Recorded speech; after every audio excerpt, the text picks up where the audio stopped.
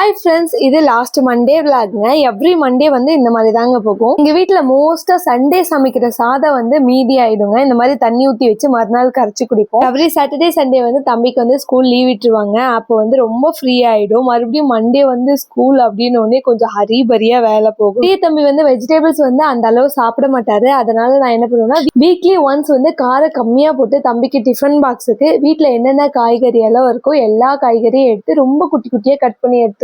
அடுத்து ½ டம்ளர் அரிசி எடுத்துக்கலாங்க. இது கூட ஒரு ஸ்பூன் துவரம் பருப்பு, ஒரு ஸ்பூன் பாசி பருப்பு எடுத்து ஊற வச்சுக்கலாங்க. ஃபர்ஸ்ட் குக்கர்ல எண்ணெய் ஊத்தி கடுகு, உளுத்தம் பருப்பு, கடலைப்பருப்பு எல்லாம் போட்டுக்கிட்டு கருவேப்பிலையை போட்டுட்டு சீரகம் மிளகை வந்து நல்லா தட்டி போட்டுக்கலாங்க. நம்ம வந்து அரிசியும் பருப்பு சமைக்கிற மாதிரி தான்.